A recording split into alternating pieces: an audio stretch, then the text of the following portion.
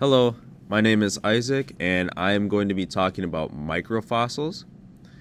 Microfossils are fossilized remains of organisms that are only seen by a microscope.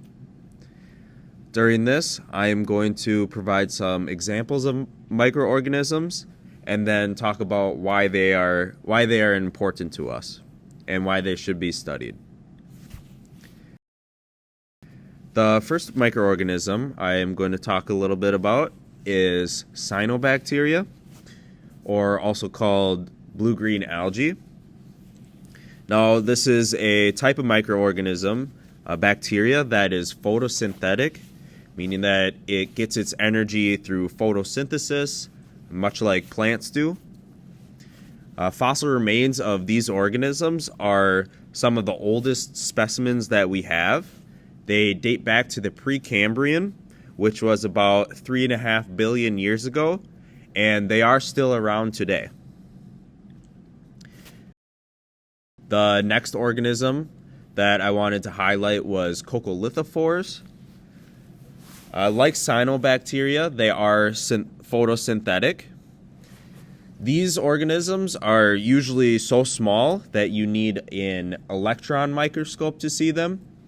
So even just a regular microscope won't be able to pick up the details that you see in this image.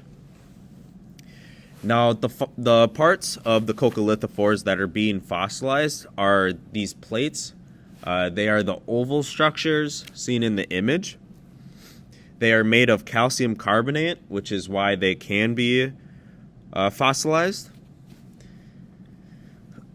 They are younger than cyanobacteria by quite a bit, as they come from the Triassic.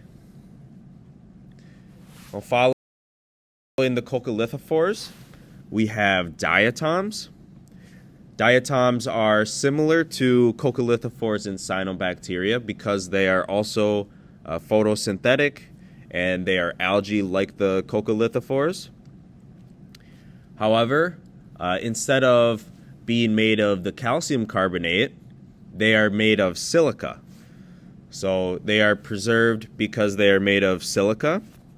Now, this is sort of unusual for microorganisms because usually they are composed of calcium carbonate instead of silica.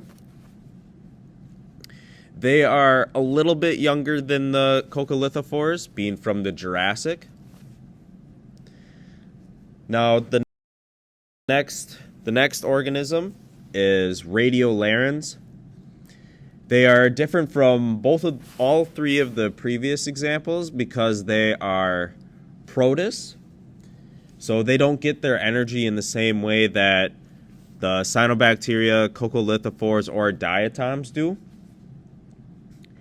But like diatoms, they are also composed of silica.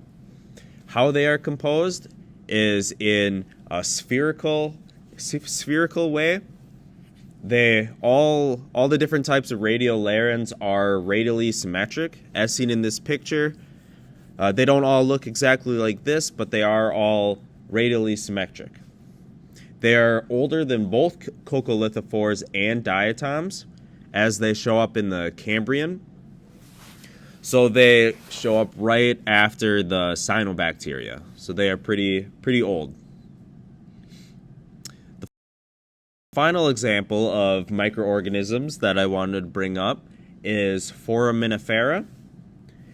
They are also protists, like the radiolarans, but they have shells. As you can see in this picture, it's shells, or they're also called tests. And they are made of calcium carbonate, like the coccolithophores were. But they do show up the same time that the radiolarans do in the Cambrian. Now, why are microorganisms, microfossils important? Why should we care about them? The first reason is in biostratigraphy. Biostratigraphy is used to determine the relative ages of rock units based off of the organisms that are found in them.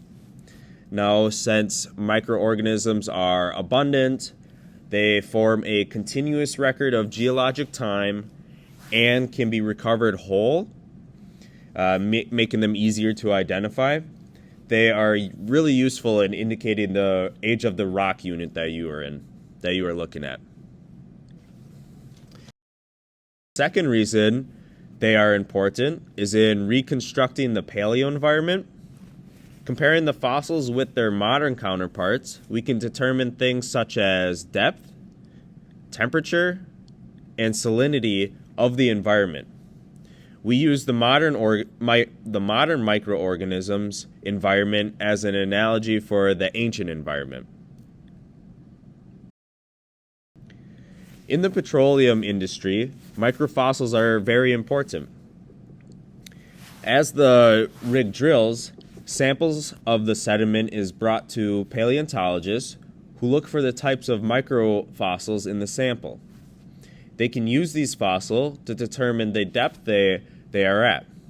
Certain depths or rock layers have the potential to contain oil. The paleontologists make sure that the oil rig is drilling in that right area. Finally, microfossils have been used to solve some criminal cases. The first one refers to a bag of silver that was replaced with a bag of sand while on a train. Now, by looking at the microfossils in the sand, a paleontologist was able to determine the stop that the train was at when the silver was taken, and eventually they had a confession from the person who ended up taking the silver. The second was in the Soham murder case. The Soham murder case was also solved using microfossils by examining the sediment on a suspect's car.